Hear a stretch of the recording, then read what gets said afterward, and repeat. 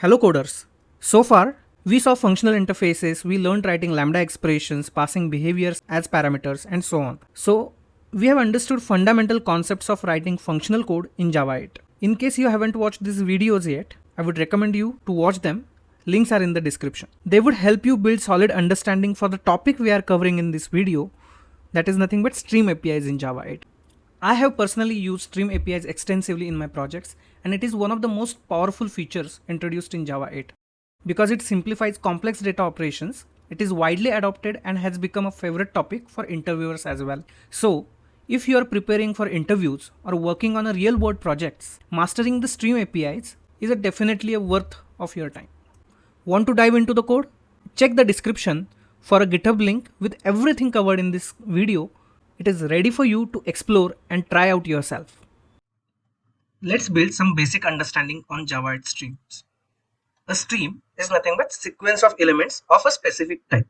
These elements are processed one by one. That is, you can perform multiple operations on elements one by one. So, is it a collection or is it some kind of array which stores element? No. Stream doesn't store any elements. Stream gets its elements from some sort of source, which can be a collection like list or set or array or a file or some kind of generator function. We will see all these options in a while. So we understood that stream does not store any elements, it just processes these elements and it takes elements from some sort of source. When you open a stream from a particular source, a stream cannot modify its underlying data source. It just manipulates the elements. This is very important point to understand. Stream is traversable only once. So once a stream processes its elements one by one, you can't reopen the same stream or reuse the same stream. You need to open another stream to process the elements underlying its source. When it is advisable to use streams is when you have bulk or high volume of data to process. Okay, like 10 or 100 thousands of elements to process. In that case, streams are very powerful. So streams give performance advantage when there is high volume of data for processing. You can take advantage of multi-core CPU and parallel processing is possible with streams. We will see these differences and we will basically do performance analysis of traversing collection versus traversing through streams versus using parallel streams. That will be interesting point to look at. So this is a pictorial representation of what we discussed just now. So there will be a source like array, collection, generator function, or IO channel like file, etc. You open a stream from that data source. So all the elements are traversed one by one. And finally, you perform some operations on it, like you can filter some elements or transform those elements into some other type. And finally, you can collect the result or produce some sort of result. Okay, that is the usual flow or high level flow of what stream looks like. What is difference between collection and stream? Collection, I'm taking list and set as an example over here. So collection basically stores these elements in memory of a specific type. If you have list of string, then you store all the strings. On other hand, stream is a sequence of elements of specific type which are processed one by one. They don't store anything as such. Collections can be modified. So you have add or remove or multiple methods to basically modify the collection structurally. However, stream cannot modify its underlying data source. You can just traverse, you can't modify. Collections need explicit iteration to traverse the element. For example, you can have a for loop or you can get an iterator and traverse through the iterator, right? So you need explicit iteration to traverse the element. Traverse is nothing but to loop through the elements in the collection. Streams, on other hand, you need not have any iterator or iteration explicitly. It uses internal iterator to traverse the elements. Another important point is collection can be iterated multiple times. You can have multiple iterations, like you have a first for loop which iterates through whole collection. Again, you can have another for loop which iterates through the same collection. It is possible, right? But streams, a single stream can iterate over its elements only once. Okay, then the stream closes. You can't traverse the same elements using the same stream. You need to open another stream for that. So stream can be traversed only once. Collections can be used to process smaller number of elements because collections are stored in memory. So you have limitation of amount of memory used by the application, right? If you are trying to store hundreds of thousands of elements in memory, your application may crash or the performance of the application will be impacted heavily. So in such cases, better use streams because stream does not store any elements in memory, so it will just take element from source and process it. Streams are used to process high volume of elements, so that is bulk processing. And you can even use parallel streams to take advantage of your multi-core CPU, and it will perform even better than the normal streams. Let's see a general flow when you work on a stream based application. So you have some sort of source, right? Then you create a stream from that source, then you perform operations. Okay, so you can actually perform multiple operations. So let me just copy and paste this block several times, right? So you perform multiple operations, and then you perform a terminal operation to collect result, and finally you, after the result of terminal operation can be a value or it can be a block of code which you want to execute. So you collect a result, right? So this is a general flow of a stream based operation. So all these operations, when you create a stream and you perform certain operation, then these operations will return a stream of some type. Okay, we will take one example. Let's say I have some elements like 1, 2, 3, 4, 5 and 6. So let's say this is a array or a list. Okay, and what I'm doing is I'm creating a stream from this.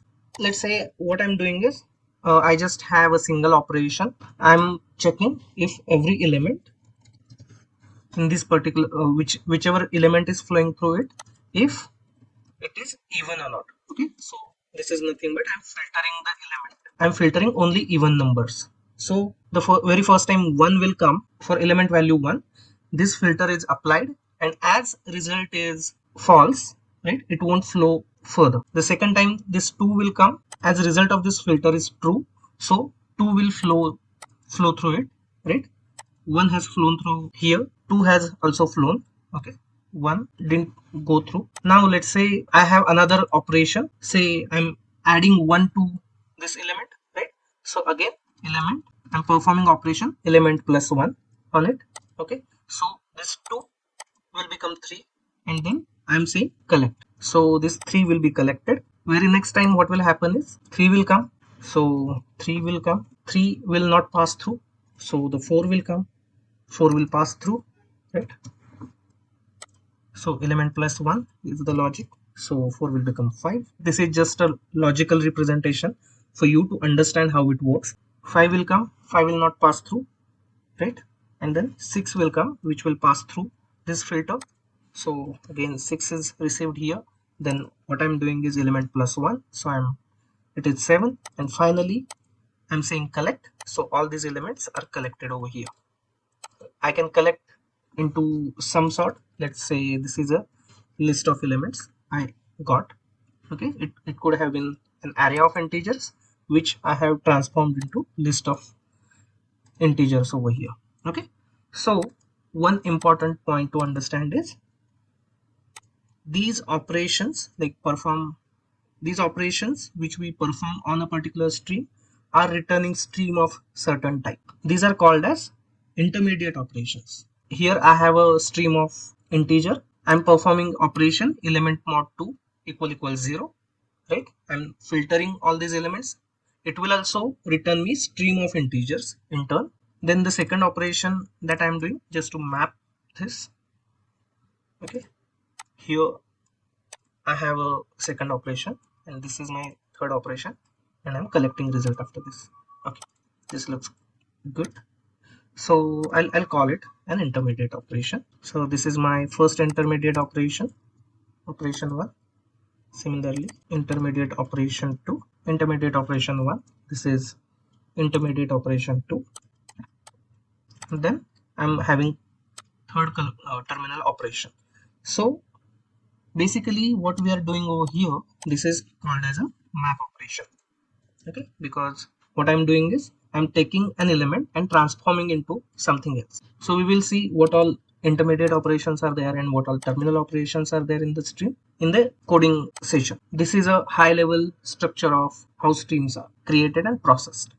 So the example that we hand run, let's see it in action. Let's write code for it. That will be interesting to do. So as you might be knowing, this is our GitHub repository where we have the Java 8 features code written. So I'll be using the same one. I have pushed the initial commit over here, right? So we will write our code over here, and at end of the session, I'll be pushing all the code that we are covering to this GitHub repository. So I'll minimize it. I have already imported this over here. Let me create one Java class called as stream demo. Okay, let's add a main method.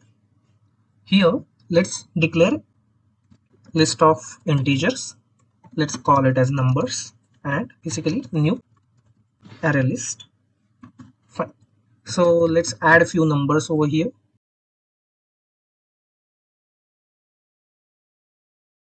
So this is my source, okay, for stream. Now, how can I create stream from it? Is numbers dot stream. Stream is a method which will give me a stream of integers. Now in stream there is a filter method which takes predicate as an input, right? Which takes predicate as an input. So what is predicate? Predicate is a functional interface and it has a functional method which takes some input and it returns boolean as output, right? If you are not comfortable with functional interfaces and lambda expressions, I would recommend you to watch our videos on functional interfaces and lambda expressions, and then you can resume this. Fine. So every number I can write a lambda expression that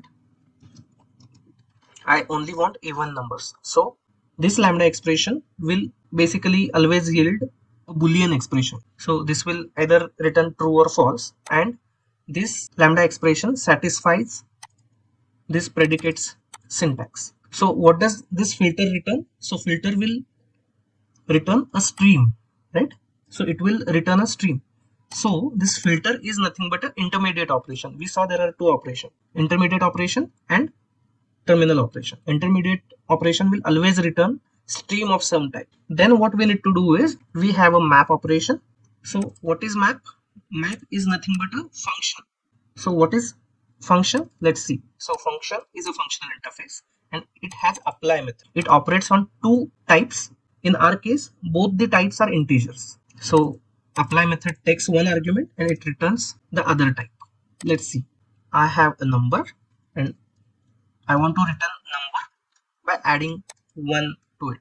Okay. So this is my mapper function. It basically adds 1 and returns it. So again, you can see that it is string R, right? So in our case, it will return stream of integer. So it is again a intermediate operation. Now finally, what I want to collect the result. So basically, I want to collect a list of all the numbers. Basically, there is a collectors class and there is a static method to list. So this will basically give me all the numbers. Okay. For example, I can store, as this returns a list, I can basically store it in a particular list. Otherwise, what I can do is there is another terminal operation. So I'll just comment this out and I'll call another terminal operation for each. Okay. So what for each does, you might have already used for each on collections. So it takes a consumer. Basically you just give a block of code to it, right? So for each takes consumer.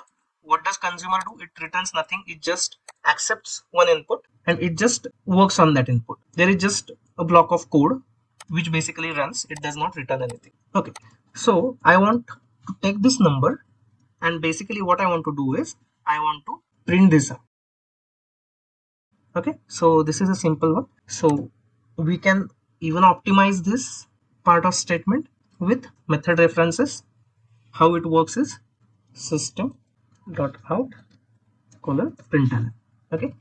So the println also takes one argument and it does not return anything. So it matches the syntax of consumer.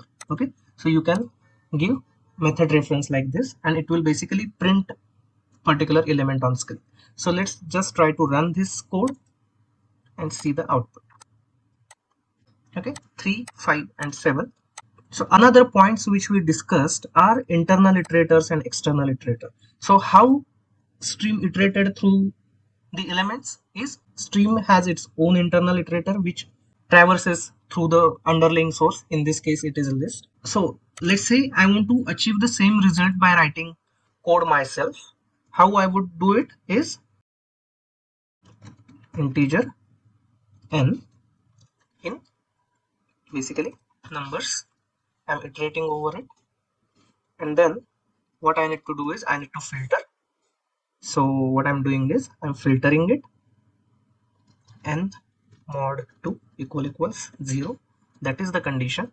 If this is this condition satisfies, then what I want to do is I want to do n plus 1, and what I need to do is I need to then store it into some other array, right? Or in this case I can just simply print, but if I'm collecting it as an array, then I need to declare some array or a list. For example, let's say new numbers, new array list, and now these new numbers dot add, I'll add n plus 1.